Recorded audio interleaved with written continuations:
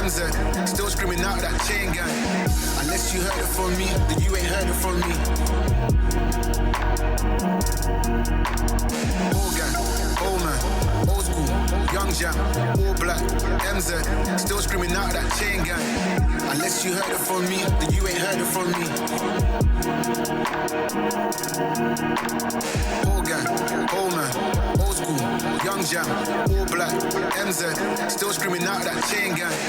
Unless you heard it from me, then you ain't heard it from me.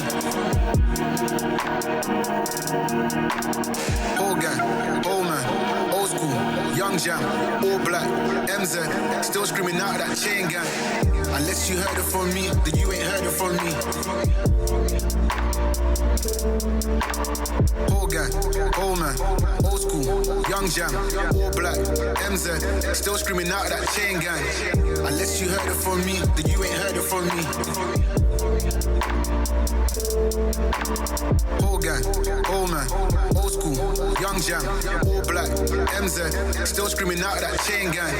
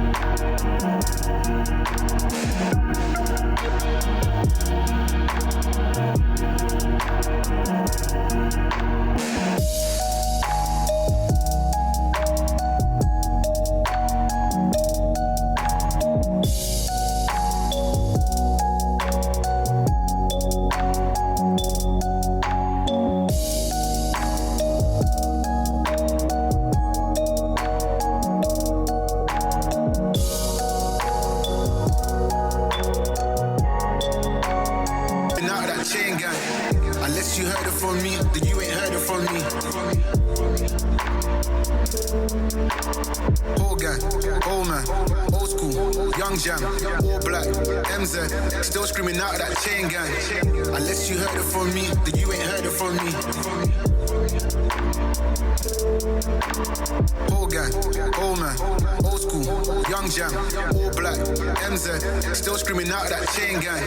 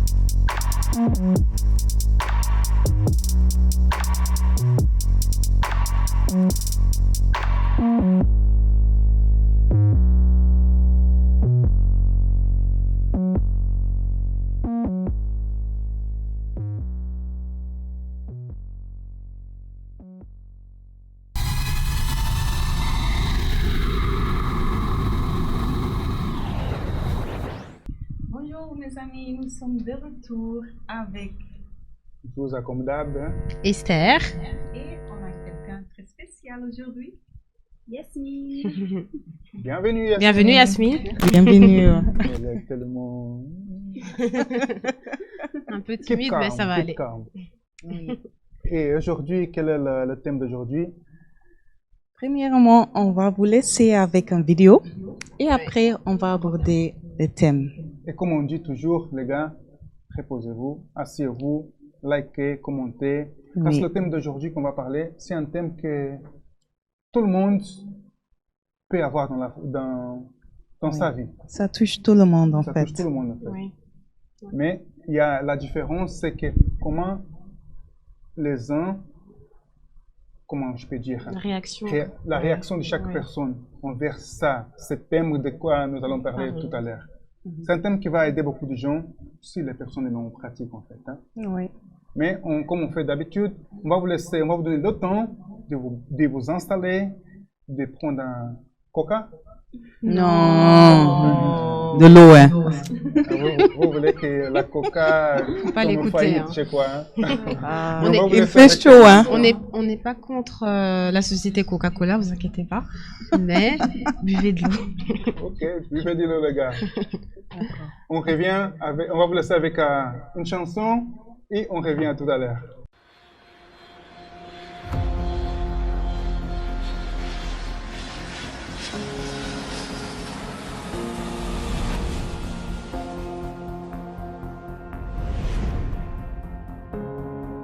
Le numéro que vous demandez n'est pas attribué. Veuillez consulter le service des renseignements.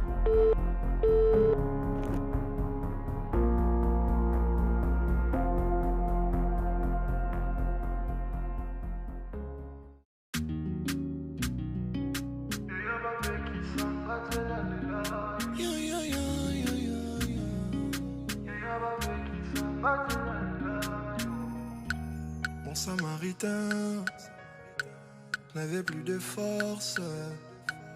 Je combattis seul, oui, j'étais par terre. J'ai été humilié, puis déplié.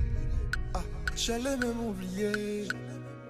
J'ai failli être tué, abandonné sur ces parcours.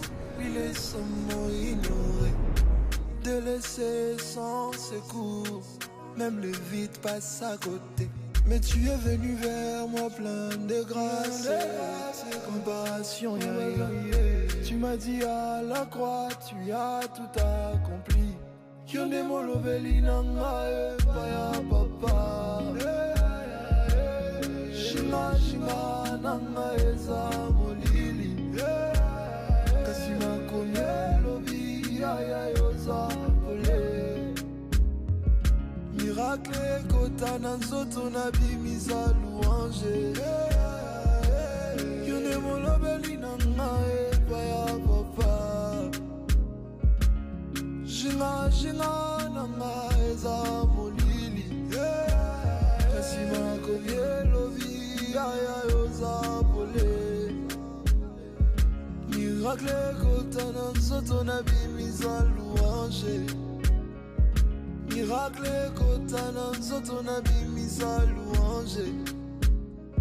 Miracle kota na nzoto na bimisa louange. Tout a commencé quand je m'éloignais du parcours. Mais tu es venu vers moi plein de grâce et de compassion, ya. C'était pas mérité, mais tu l'as fait par amour. Moi qui pensais ne valoir rien, mais à tes yeux j'étais ton roi. Tu m'as dit à la croix, tu as tout accompli. Yango tikana bele la nzambela. Shinga shinga nanga eza molili. Kasima koye lobi aya yoza pole. Miracle kota na nzoto na bimisa louange. Yone molobeli nanga baya papa. Jinga jinga nanga eza molili. Kasima koye lobi aya yoza pole. Miracle kota na nzoto na bimisa louange. Miracle kota na nzoto na bimisa louange. Miracle kota na nzoto na bimisa louange. Lobite sikoyo, yaya nanga sikoyo. Lobite sikoyo, yaya nanga sikoyo. Otikanga tena nila, otikanga tena nila. Yaya otikanga tena nila,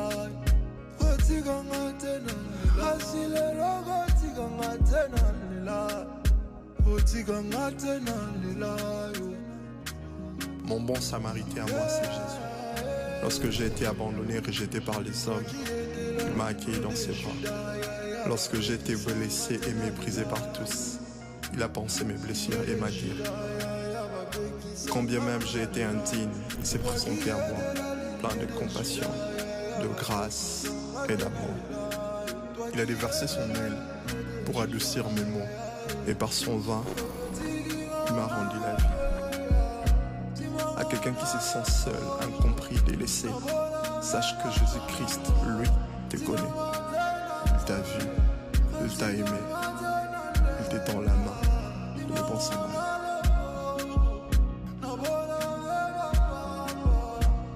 Que personne donc ne t'empêche d'exprimer ton amour envers celui qui t'a aimé les premiers, envers la personne de Jésus-Christ. Amen.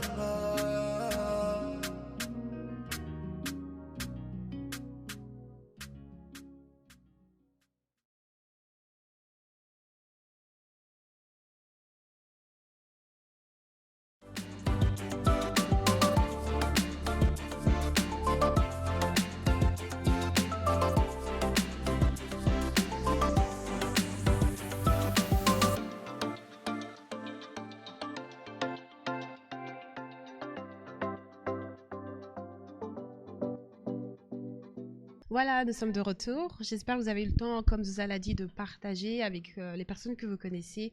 Et aussi, n'hésitez pas à commenter. Et aussi, but de l'eau. Hein. Ouais. Et donc, du coup, voilà, le sujet d'aujourd'hui, le thème d'aujourd'hui, c'est les conflits familiaux. Ouais.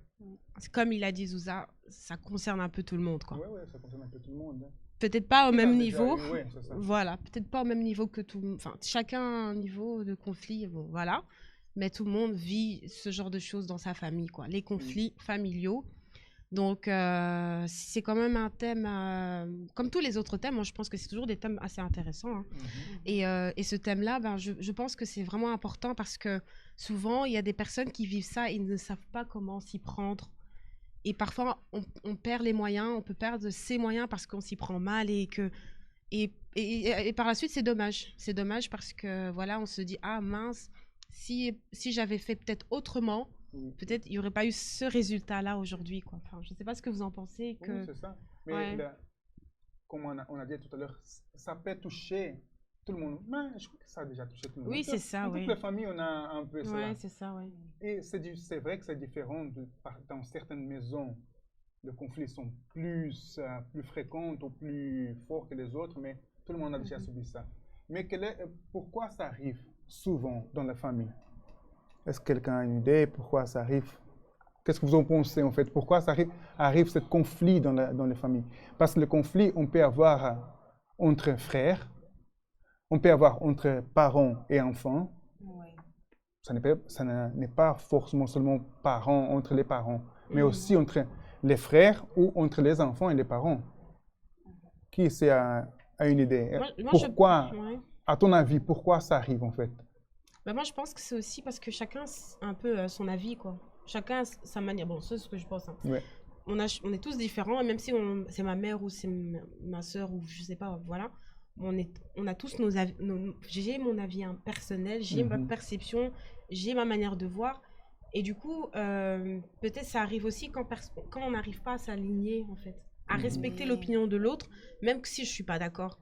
Parfois, on a envie que l'autre soit d'accord avec moi, parce qu'on veut tous que nous soyons sur le même chemin, alors que c'est pas... Je sais pas si je peux dire que c'est pas possible, mais c'est pas évident. Oui, c'est pas évident, mais il faut aussi se sacrifier, comme je peux dire ça, pour... Oui, écouter plus et moins parler aussi. Ça. Et tout le monde pense différent. Oui, c'est ça. Je crois aussi ça, c'est un des... comment je sais pas le problème, mais qui fait qu'il y a beaucoup de confusion dans les familles, c'est parfois le manque de dialogue. Oui. Le manque de dialogue, pourquoi? Parce que toi, tu ne sais pas ce qu'elle pense, moi, je ne sais pas ce que toi, tu penses. Peut-être tu fais un truc que moi, je n'aime pas. Au lieu que la personne parle, qu'est-ce qu'elle fait? Elle ne dit rien, elle s'enferme. Et après, elle commence à voir, l'autre essaie de lui parler, elle ne réagit pas. Ou bien elle réagit comme si l'autre personne n'existait pas. Pourquoi? Parce qu'elle est fâchée. Ça arrive souvent. Oui, et ces conflits persistent pour des années. Oui, il y a même des gens qui restent des mois et des mois sans se parler. Hein. Et parfois, quand tu vas écouter, tu dis, alors c'est à cause de quoi? Peut-être c'est quelque chose de... Peut-être pour nous, hein. C'était juste une incompréhension, justement, parce qu'il n'y a pas eu de dialogue. Parfois, il y a des dialogues, mais on ne comprend pas aussi. Oui, c'est ça. Parfois, c'est aussi la compréhension. Tu veux parler, mais l'autre ne veut pas te comprendre, en fait. Oui, et c'est mais... Tu n'as pas ton point de vue, et puis après... Oui, mais le dialogue, quand on parle de dialogue, c'est en fait quand les gens, ils sont en train de... Comment je peux dire? Parler, hein, converser, avoir une conversation. Mais quand il y a des discussions, là, c'est différent. Parce que si les gens ne se comprennent pas, ils vont se disputer. Parce que toi, tu veux avoir raison. Elle veut avoir raison. Alors, toi, tu ne veux pas l'écouter, elle ne veut pas t'écouter. Qu'est-ce qui va se passer là? Là, on commence à avoir un problème qui parfois, c'est une petite chose qu'il faut simplement dire, bon, c'est vrai, tu as raison. C'est tout, en fait. Mais les gens ne veulent pas. Alors, ça crée des conflits. Et parfois, quand il y a des conflits entre les parents, si les deux ne sont pas bien, la mère, ça arrive souvent avec les femmes, commence à influencer les enfants. Tu vois, ton père, c'est ci, c'est là. Et ça, c'est une mauvaise chose. Vraiment. Ça, c'est une mauvaise chose parce que l'enfant, il va grandir avec l'image de son père qui est ceci, c'est là, c'est là. Alors, ce sont des choses il y a beaucoup dans des familles. Il y a beaucoup dans des familles, mais les gens ne savent pas comment les résoudre. Au lieu de parler, de s'asseoir et parler pour essayer de résoudre le problème, ils se disputent parce que tout le monde veut avoir raison. Ou bien l'un dit, je ne vais plus parler parce qu'il ne m'écoute pas. Alors, ils se renferment. Mais pourquoi aujourd'hui, vous voyez qu'on a Yasmine ici. Yasmine, elle est là parce qu'elle a eu ce problème. Elle a vécu, elle a vaincu le problème. Et pour cela, elle va nous parler un peu de sa situation. Yasmine, c'est à toi. La caméra est à toi, le micro est à toi. Fais-nous savoir. Merci Zouza. Bon, je vais un peu raconter mon histoire avec ma sœur parce qu'on a toujours été unis. J'ai toujours aimé ma sœur et pareil, de son côté. Mais on avait beaucoup de soucis justement par rapport au dialogue. Parce que moi, j'essayais de lui parler mon point de vue et elle ne comprenait pas ce que je voulais dire. Et du coup, ça lui blessait. Et à un moment donné, on ne se parlait plus. Et toutes ces rancunes sont restées. Et on a commencé à avoir un mur entre nous. Et du coup, on se disputait souvent. Peut-être pour un bête truc, on se disputait. Et parfois, on cachait de ma mère. Mais au fil du temps, on se disputait même devant ma mère. Parce qu'on se disait, mais c'est bon, moi j'avais ma raison et elle avait la sienne. Tu vois, c'est ça qu'on a dit un peu. Le problème, c'est que toi, tu avais ta raison et elle la sienne. Mais personne n'arrivait à dire, voilà, ok, tu as raison. Et c'est ça, justement. Moi, j'avais mon ego. Pour moi, ce que je disais, c'était juste et elle était en tort. Et pour elle, c'était aussi pareil dans sa tête. Et enfin, c'était vraiment chiant de vivre comme ça parce que j'aimais ma sœur, mais j'arrivais pas à lui montrer. Et jusqu'à ce qu'un jour, elle vient me parler la nuit et on se raconte tout. Moi, je lui dis tout ce que me blessait chez moi, ce qu'elle faisait. Et elle a dit pareil. Elle disait, oh, j'aime pas ta façon d'être, toi, t'es têtue. Et quand j'ai entendu que j'étais têtue, je voulais pas admettre. Et après, j'ai repensé et je dis, mais c'est vrai, je suis têtue. Et maintenant, on s'est dit, à chaque fois on sent qu'on va se disputer, on dit direct ce qui cloche, ce qui ne va pas, et on arrête. Et ça nous a aidé à former une nouvelle relation entre nous. Et ça a duré plus ou moins combien de temps, cette situation? Disons que la pire partie, on va dire, ça a duré presque 3 mois, comme ça. 3 à 4 mois qu'on pouvait plus parler. Mais vous étiez dans la même maison? Dans la même chambre. Vous voyez, dans la même chambre. Dans la même chambre. Ça veut dire elle était dans son lit, moi j'étais dans le mien. Donc, et on tourne le dos, on fait même. C'est vrai, même pour demander de l'eau, elle me regardait. Et non. Mais après, maintenant, on a réglé ce problème. Et à chaque fois que j'ai un truc que j'aime pas, je lui dis directement. et elle fait attention et c'est pareil de ma part. Oui, on voit que 3 mois dans la même chambre, c'est... Mais à un moment donné, soit ce serait ça devient insupportable. On allait se disputer, ou soit aller trouver une solution. Ouais. Moi, je trouve ça très intéressant ce que tu dis, c'est que tu as su te remettre en question. Tu vois, tu as entendu ce qu'elle a dit et ça fait mal. Il y a des personnes, pour l'avoir vécu, le fait de dire à la personne, par exemple, quelque chose qui t'a blessé, il y a des gens qui vont pas... C'est pas tout le monde qui dit comme Yasmine. Ah, c'est vrai que ça fait mal d'entendre une vérité de toi, parce qu'on se voit pas. Hein. C'est l'autre qui est mon miroir, c'est toi qui vois ce que je fais. Donc, quand l'autre te dit, ouais, quand tu t'es têtu, ça fait mal, tu dis, moi, je suis têtu. Parce que on aime bien les qualités, mais quand on dit les défauts, il n'y a plus personne. Quand c'est les défauts, personne n'aime bien. Personne. Oui, mais les défauts font bien aussi, parce que les défauts qui nous aident à changer, voilà. Justement, là, ça t'a aidé à te dire, ah, maintenant, je vais faire plus attention. Mais il y a d'autres personnes, malheureusement, qui vont peut-être pas prendre la même initiative que toi de faire des efforts. Ils vont se dire, non, c'est toi qui as tort. C'est toi qui as tort. Et parfois, c'est comme ça dans les familles. Que ce soit avec les parents ou même relations sœurs ou frères ou cousins ou tantes. Et ça, je trouve ça dommage que de pas... Moi, je pense que le fait de se remettre en question, c'est important. Oui. Mais c'est vrai. Ça. Moi, j'étais en train de penser que 1 jour, 2 jours, 3 jours avec une personne dans la même chambre que tu vois, mais l'orgueil, là, tu dis, mais demande-les, tu as besoin de trucs là à côté, demande, mais l'orgueil te dit non, ça c'est...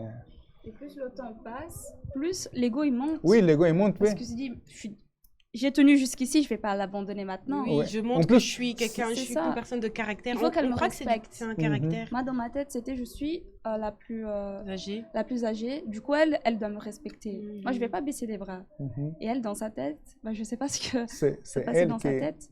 Mais elle aussi, Laetitia, elle a un caractère aussi imposant. Et du coup, c'était vraiment... Oui, tu veux dire, non, c'est elle qui doit me demander pardon. Il y a les gens pensent comme ça. Oui. C'est elle qui doit me demander pardon. Et elle, de son côté, elle pense la même chose. C'est elle qui doit me demander pardon. Parce que moi, j'ai la raison. Et toi aussi, non, moi, j'ai la raison. Alors, vous voyez que là, le conflit commence par là. Et tu as dit un truc. Tout au début, vous arrivez à cacher de votre mère. Mais à un moment donné, même plus, si elle est là ou pas, vous le faites de la même façon. Ça arrive beaucoup, avec beaucoup. J'ai dit tout à l'heure avec les parents, c'est comme ça, parfois ils se disputent en cachette, mais à un moment donné, comme la boule de neige elle est déjà tellement grande, pour eux, si les gens voient ou pas, ça n'a plus d'importance. Et disons que ta maman, par exemple, je vais donner un exemple, vous êtes en train de vous disputer, ta maman vient, Yasmine ne fait pas ça parce que tu es la plus âgée. Ça vient tirer tes oreilles. Qu'est-ce que ça peut arriver? Que tu commences aussi à avoir la rancune contre ta mère. Et là, la boule de neige, elle augmente encore un peu. Moi, ma mère, quand elle voyait, elle était triste parce qu'elle n'aimait pas que ses enfants voient ça. Et ça aussi, ça touchait ma petite sœur qui voyait. En plus, ouais. En plus. Et du coup, c'est quand vraiment on s'est rendu compte que ça faisait mal à moi, à elle, à ma petite sœur, à ma mère, et aussi aux autres personnes qui venaient chez nous. Et c'était... En fait, il y a toujours un départ. Hein. Il y avait un départ, commencé par vous, mais a commencé à toucher les autres. Ça peut aussi détruire une famille. Voilà l'importance de faire quoi? Ce que vous avez fait. Accepter, et voilà, non, c'est vrai. J'ai tort, elle a raison. Elle a raison. Il y a quelqu'un qui doit toujours mettre la tête en place et dire non, c'est vrai. Il a raison. Dans mon côté, moi, je commençais à... Quand on a parlé, ma sœur, elle a parlé tout ce qu'elle voulait. Elle a dit tout, même les choses qui me faisaient mal. Et moi, je voulais répondre au même moment.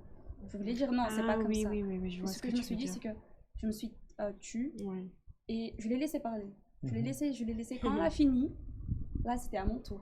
C'est très bien ce que tu as fait. Et elle aussi, elle a fait pareil. C'est comme ça qu'on a pu vraiment voir tout le point de vue de chacune et savoir ce qui n'allait pas et corriger. Parce que savoir entendre, ça, c'est, je crois, le plus important.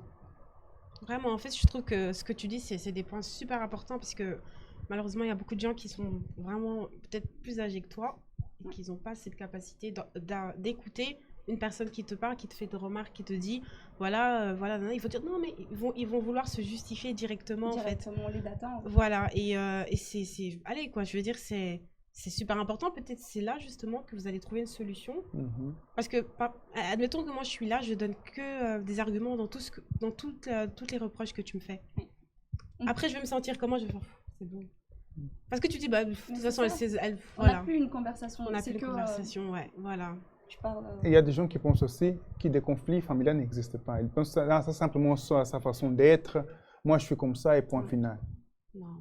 Ils croient que c'est normal d'être dans une maison sans se parler. Il y a beaucoup de gens qui pensent que ça c'est normal. Non, moi, si elle ne me parle pas, je n'ai pas besoin de parler avec elle non plus. C'est ça. Et chacun reste dans son côté fermé. Ça, ouais. C'est là, ça c'est déjà un conflit. Parce que le conflit, c'est une chose qui ne, comment je peux dire, qui ne saute pas avec l'autre. Une division. Il y a beaucoup. Mais écoutez bien, comme on a dit tout au début, tout le monde passe par là, ou bien tout le monde peut passer par là. Mais la différence, c'est comment on réagit avec la situation. Elle a réagi d'une façon. Si c'était toi, Esther, je ne savais pas comment tu allais réagir. C'était toi, moi, je ne sais pas, moi. Ça. Chacun réagit d'une façon. Mais la chose qui ne peut pas arriver, c'est que le problème, il reste là, caché, en train de grandir. Parce que même s'il est caché, ça ne veut pas dire qu'il n'existe pas. Il est toujours là. Parfois, il y a des gens qui soulèvent le tapis, ils mettent la saleté en dessous du tapis, ils pensent non. Le problème est résolu. Non, la saleté est là en bas. Tu n'as pas enlevé la saleté. Alors, qu'est-ce que vous, que nous regardez, vous faites avec le problème que vous avez, que vous affrontez? Peut-être vous êtes en train d'affronter ce problème chez vous. Quelle est votre réaction? Parce que c'est facile de dire, je vais résoudre ce problème. C'est facile de parler. Mais qu'est-ce que tu es en train de faire pour résoudre le problème? Ça, c'est la question. Parce que personne n'aime avoir des problèmes. Tout le monde veut avoir la solution pour les problèmes. Mais qu'est-ce que chacun de nous ou chaque personne fait ou est en train de faire pour résoudre ces problèmes? Oui, j'ai une petite question. Admettons que maintenant une personne qui est comme qui a vécu la même situation que Yasmine. Parce qu'on sait pas, il y a tellement de cas dans les conflits, voilà. Elle a tout fait, elle a essayé, elle a parlé, elle a essayé d'exprimer, mais elle voit que par exemple, il n'y a pas de changement. Parce qu'il y a des gens qui sont confrontés à ça. Ils ont vraiment ils vont dire oui, mais j'ai fait tout ça. Je suis allée vers les personnes, mais il y a tout le temps des problèmes. Ça peut arriver aussi. Oui, c'est ça. Peut-être la personne n'est pas réceptive, elle veut pas. Il y a des gens qui c'est un mur en fait. Il y a des gens, même si tu viens avec des arguments, t'essayes, ou bien ils vont répliquer directement, ils ne prennent même pas le temps de t'écouter. Maintenant, devant ce genre de personnes, qu'est-ce que vous allez répondre? Ça, selon vous, hein, attends, ça c'est une bonne question. Parce que, voilà, il y a des cas. Mais ça, on ne va pas parler maintenant. Ouais. On va vous laisser tout d'abord avec cette vidéo qui parle de ces problèmes-là, ou ces sujets, ce thème-là, de conflits familiaux. Et après, on va revenir et on va vous parler.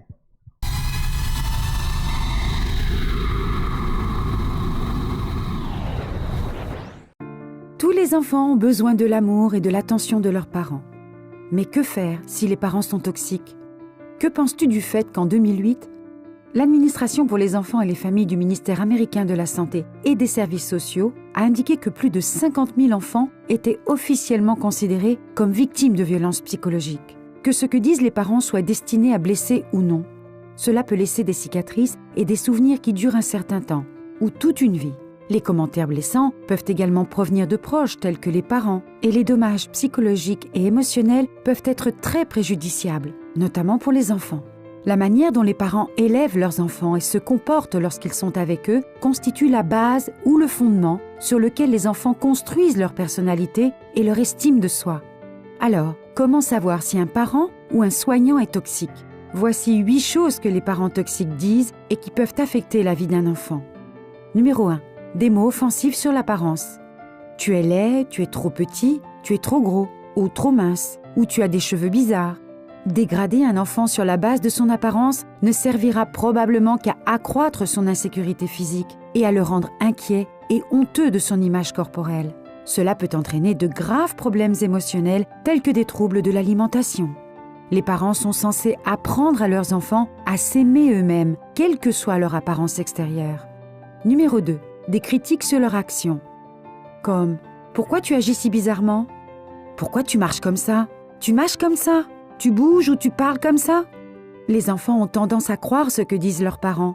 C'est pourquoi des questions ou des commentaires trop sarcastiques de ce type peuvent leur donner l'impression que quelque chose ne va pas chez eux. Il est donc plus difficile pour les enfants d'être eux-mêmes, en présence des autres, même à l'âge adulte. Et ils peuvent se sentir mal à l'aise ou avoir peur que les autres se moquent d'eux ou qu'ils remarquent les défauts que leurs parents toxiques leur ont fait remarquer. Numéro 3. Des souhaits égoïstes. Je voudrais que tu ne sois jamais né. Je voudrais avoir avorté. Je regrette de t'avoir eu. Je voudrais que tu sois un enfant différent. Les parents ne devraient jamais dire quelque chose comme ça à leur enfant, parce que cela les invitera à penser que leur existence est une sorte d'erreur, qu'ils ne méritent pas d'être en vie. Ces commentaires sont très dommageables pour un enfant, comme pour toute personne en général. Ils altèrent gravement tout sentiment d'identité, ce qui peut conduire à l'automutilation et à une dépression précoce. Au contraire, les parents doivent toujours faire en sorte que leurs enfants se sentent aimés et valorisés. Numéro 4. Faire sentir à l'enfant qu'il est un fardeau. Tu me coûtes trop cher. C'est trop dur de s'occuper de toi. C'est épuisant de s'occuper de toi.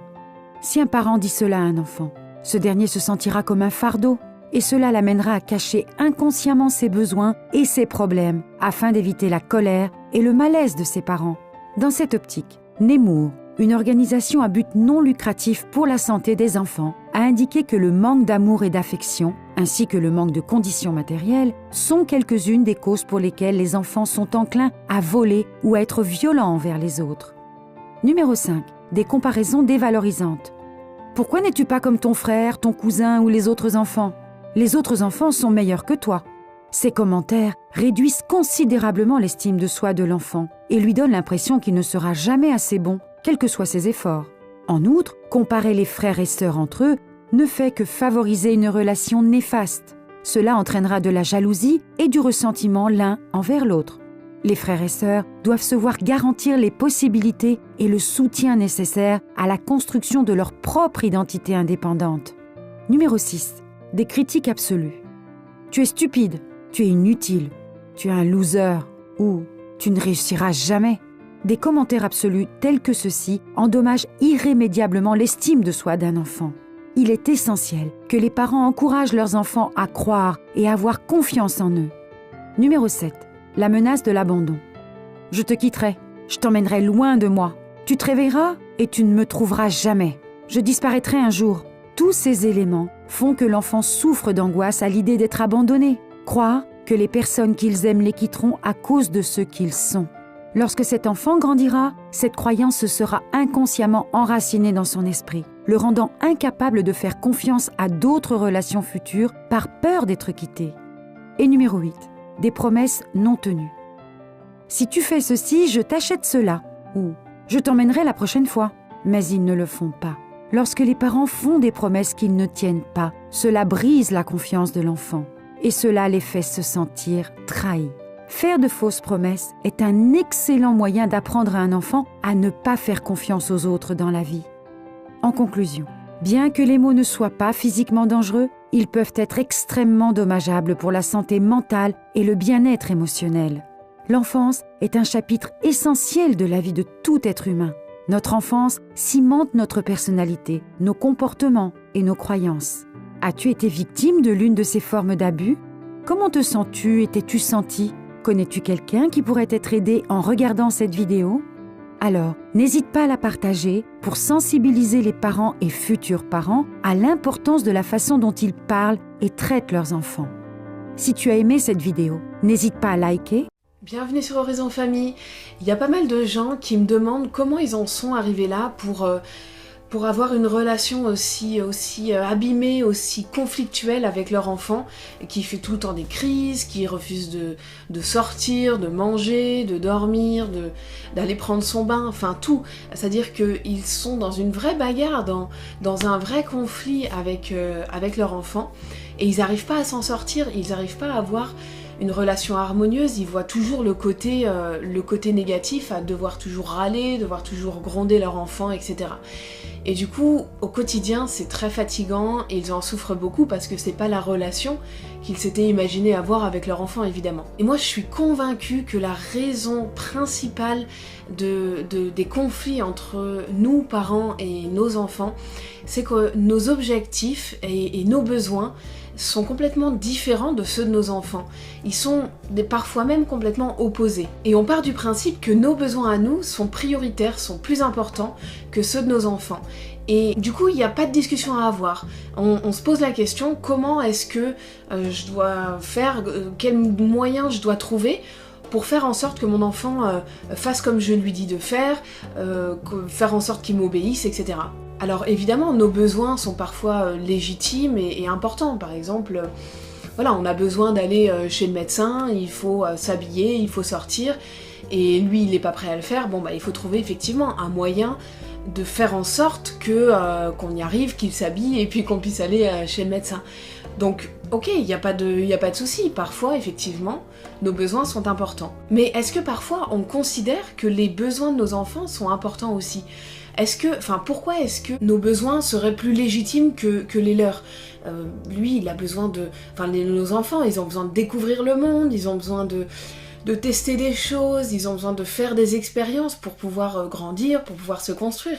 Et c'est quand même hyper important, ça, on est d'accord. Donc parfois, oui, ils ont besoin de s'arrêter en pleine rue pour regarder un pigeon s'envoler, pour regarder un chien jouer avec une balle, pour regarder deux enfants rire ensemble ou jouer ensemble. Mais nous, on considère que c'est pas important pour eux, alors qu'ils se nourrissent de ça, ça les enrichit en fait d'être dans cette observation ou parfois d'interagir avec, je sais pas, deux enfants qui jouent. Mais nous, on considère que c'est pas important, donc on les empêche, on leur tire sur le bras pour rentrer à tout prix à la maison parce qu'il faut manger, il faut prendre le bain, enfin voilà, il y a tout à faire effectivement, la logistique, etc.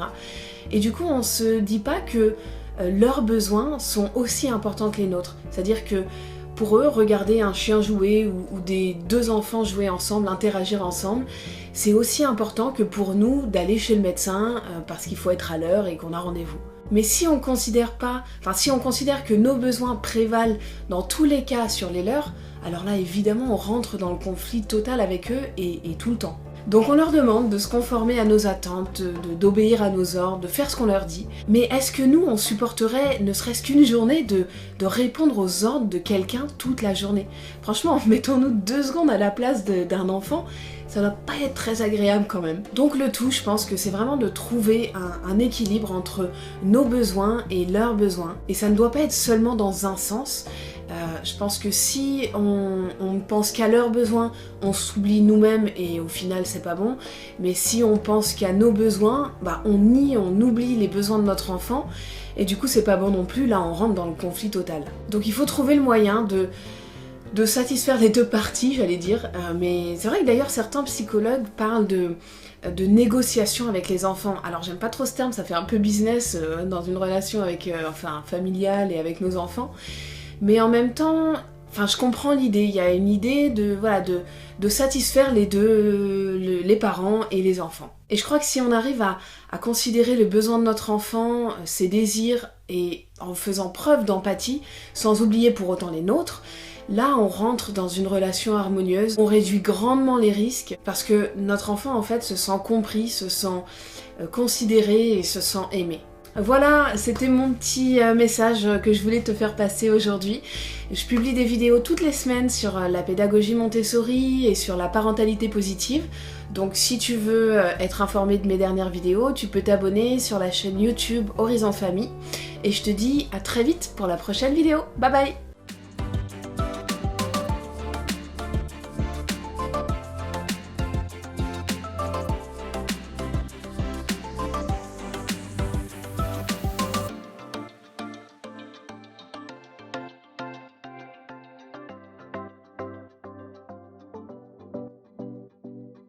Voilà, nous sommes de retour avec vous. Comme Esther a posé la question avant de sortir, quelle était la question, Esther? Alors, admettons qu'une personne ne veut pas accepter la demande de pardon ou... Oui, voilà, ou bien même comment dire, les réflexions qui lui ont été transmises. Par exemple, voilà, comme l'histoire de Yasmine avec sa sœur, il y a eu l'acceptation des deux côtés, en fait, des réflexions qui ont été dites. Mais il y a des personnes, admettons, qui restent comme des murs. Ils ne veulent pas accepter qu'ils sont en tort ou bien qu'ils se justifient dans tout ce qu'ils ont fait, alors que juste de dire, c'est vrai. Parfois, on a juste besoin d'entendre. Oui. Ok. D'accord. Et c'est tout. Mais il y a des gens ou bien qui se disent non, pour moi, j'ai pas mal fait, ou bien qui disent pourquoi j'ai mal fait. Admettons qu'on est devant ce genre de cas maintenant. Selon vous, après que la personne ait tout fait, elle a vraiment essayé, elle se bat pour que, mais la personne, c'est peut-être quelqu'un de très proche de ta famille. Hein. Admettons que c'est même ta soeur, même ta maman. Parce que parfois, c'est des relations très proches. Et que si maintenant vous êtes devant un tel cas, selon vous, quelle est la meilleure façon d'agir? Que faut-il encore faire alors que la personne a déjà fait?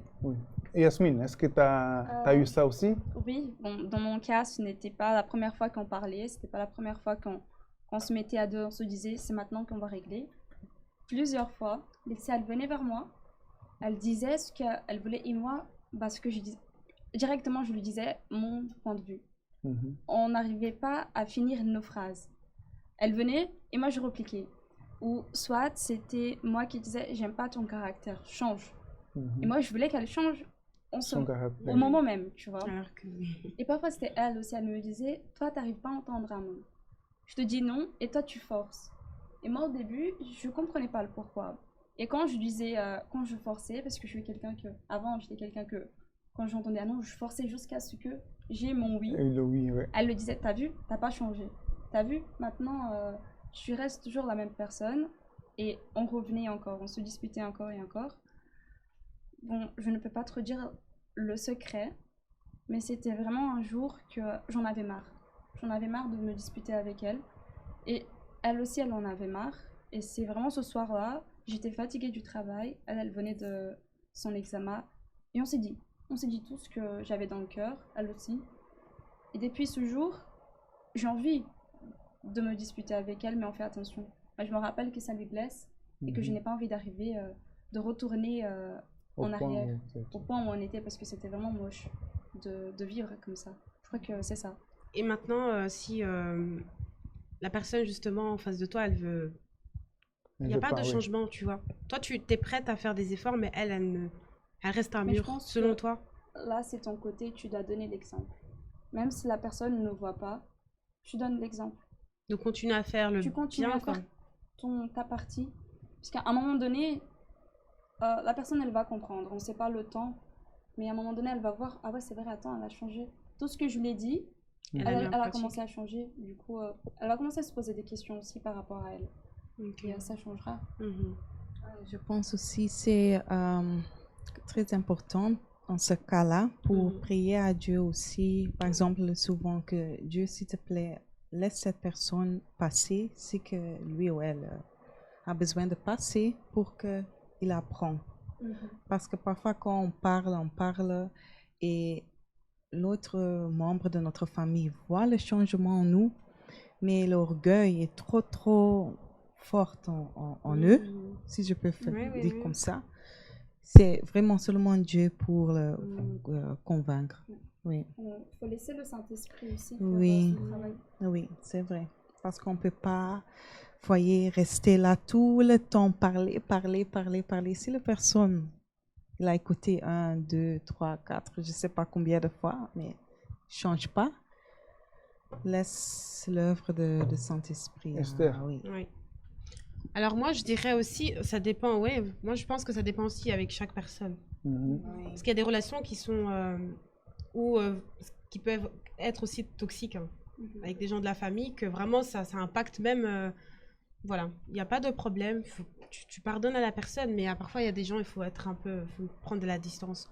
Je pense, ça dépend. Vraiment, je pense qu'il faut analyser, c'est pas tout le monde qu'il faut prendre de la distance. Mais il y a des gens, à un moment donné, si ça impacte même, ça impacte ton comportement, c'est tu dis, mais non.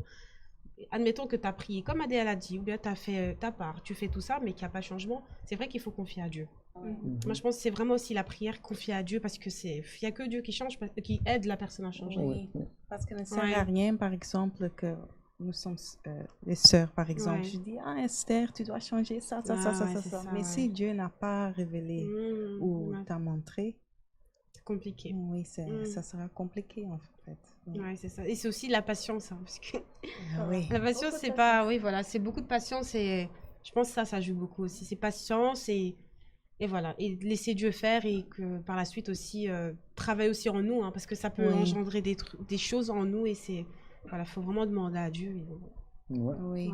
Non, c'est ça. Si la personne, admettons qu'on a déjà prié, on a déjà parlé avec la personne, tu ne peux rien faire. Oui, voilà.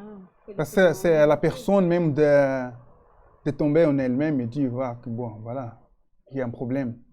Mais nous, ça ne veut pas dire, si on a déjà parlé avec la personne, que nous, on va les traiter de la même façon que nous traitons. Oui, c'est ça, voilà, c'est vrai.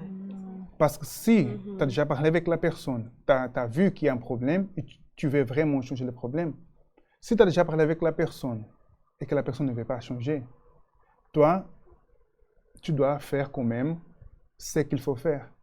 Même si elle continue à faire des choses qui sont mauvaises, toi, de ton côté, tu dois toujours faire la bonne chose. Bien agir envers elle. Parce que sinon, ça montre que même de ton côté, il n'y a pas eu de changement. Tu veux qu'elle change, ok, mais toi, est-ce que toi, tu as déjà changé? C'est un peu ce que tu as dit aussi. La personne doit avoir l'exemple. Parce que sinon, elle va te regarder, oui, elle est en train de me parler qu'elle doit changer, mais et elle? Elle n'a pas changé. Pourquoi? Ça arrive beaucoup avec l'être humain. Nous, on veut toujours que l'autre change. On ne regarde jamais à nous-mêmes, on dit non, j'ai besoin de changer. Ça, c'est normal de l'être humain.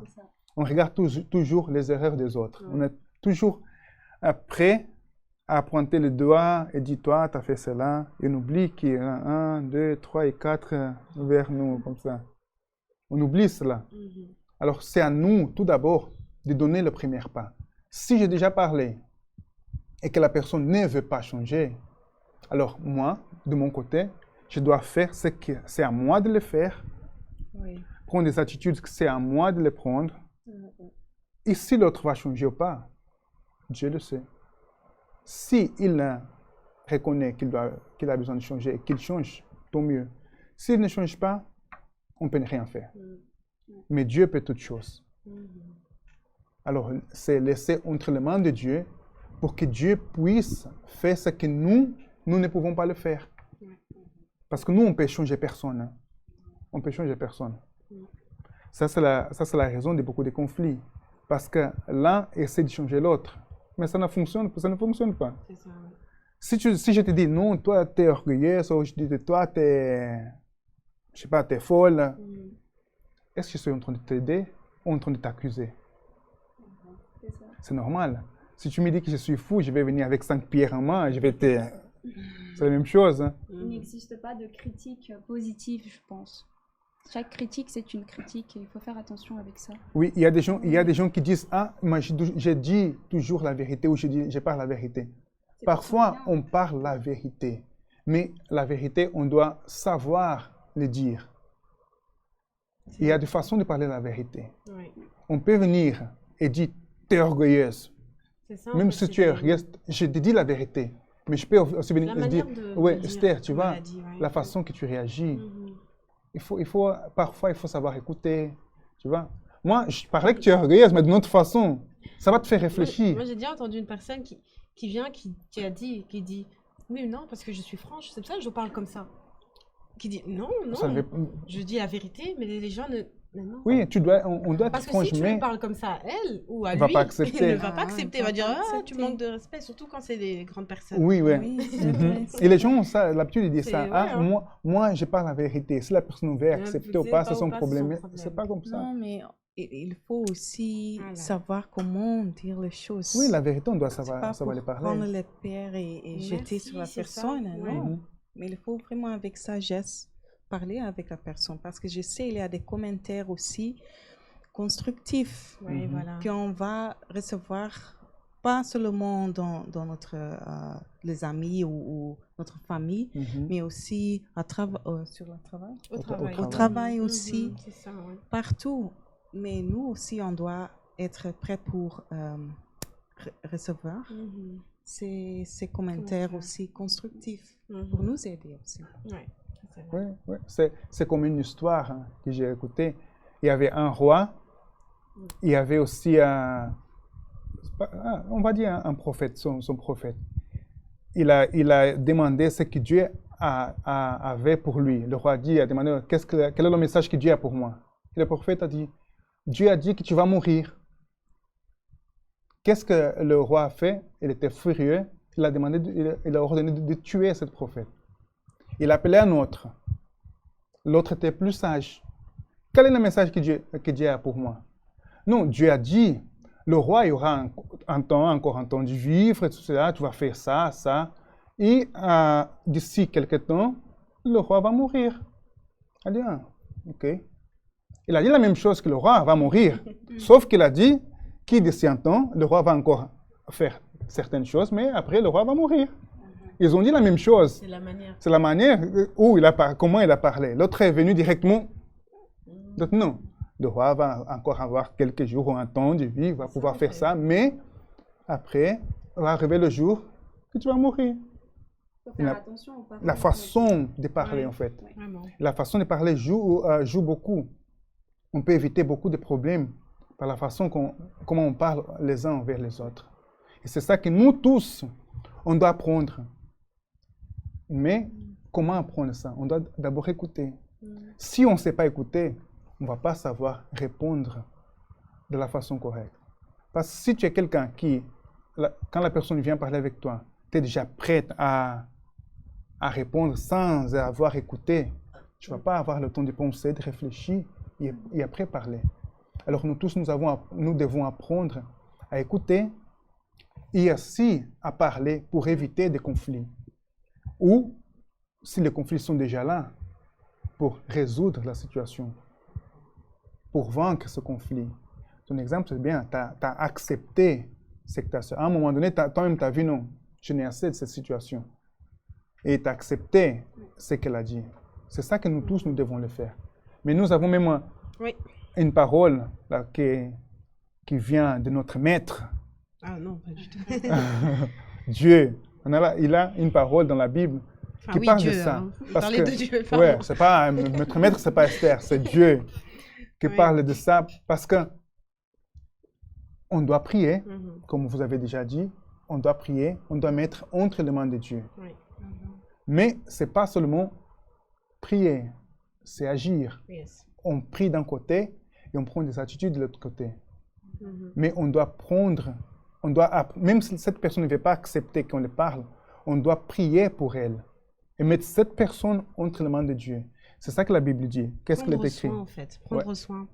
Alors, dans la parole de Dieu, donc c'est mis, donc c'est dans 1 Timothée 5, 8, c'est écrit, si quelqu'un n'a pas soin des siens et principalement de ceux de sa famille, il a renié la foi et il est pire qu'un infidèle.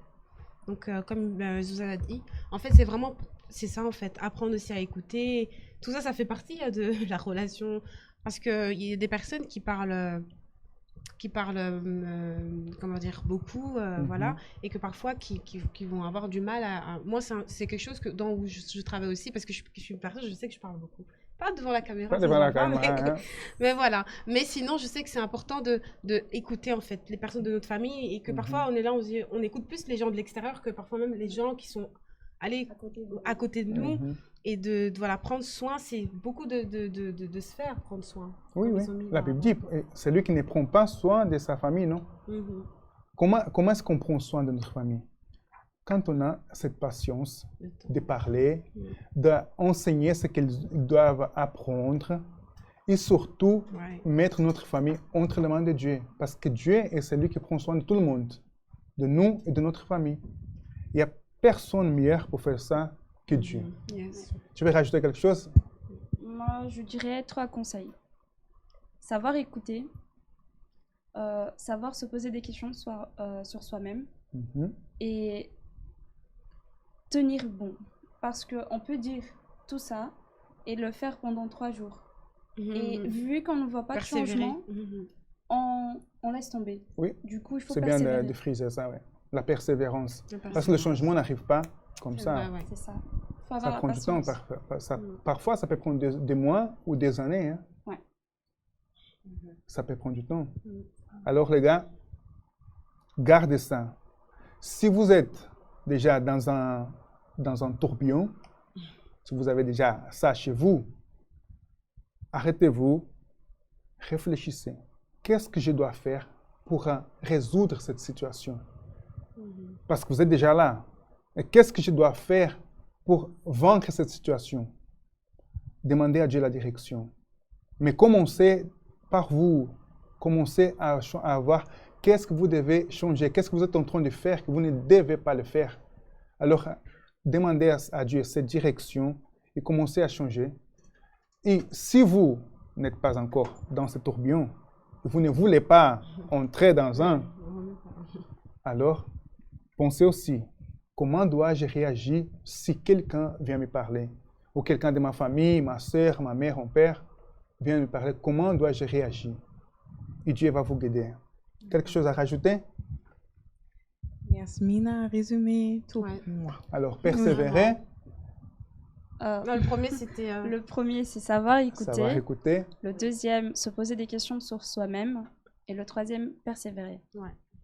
C'est à chacun de nous de choisir si on met en pratique ou pas. La parole de Dieu dit, si on ne prend pas soin de nous ou de notre famille, on est pire qu'un incrédule. Ça ne sert à rien de dire, je crois en Dieu, si je ne prends pas soin de ma famille. Gardez ça, les gars. On se voit la semaine prochaine. On va vous laisser avec quelques images de notre rencontre jeune. Et on se voit la semaine prochaine. Ciao, ciao. Ciao.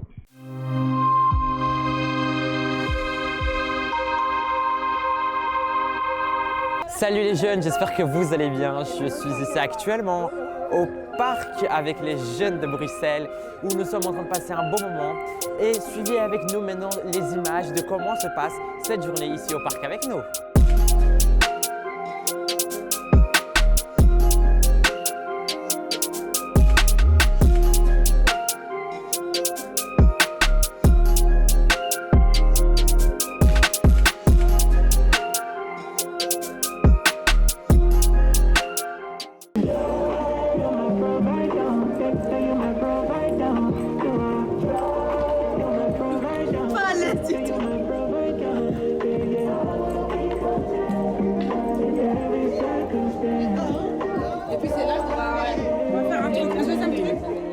Moi, avant d'arriver à la Force Jeune, j'étais quelqu'un de très colérique.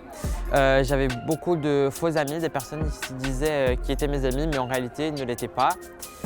Et après que je suis arrivé à la Force Jeune, j'ai trouvé une place où j'ai appris à développer mon talent, j'ai pu découvrir ma passion pour les photos, que je suis passionné par tout ce qui est médiatique, tout ce qui est reportage, filmage, photo. Grâce à la Force Jeune, j'ai pu trouver ce talent et toi aussi tu peux le faire, toi aussi tu peux trouver ton talent. Avant la Force Jeune, j'étais tout seul à la maison, je ne sortais pas, je ne faisais rien, seulement toutes les choses à la maison, j'ai joué beaucoup. Quand je suis venu à la Force Jeune, tout ça a changé.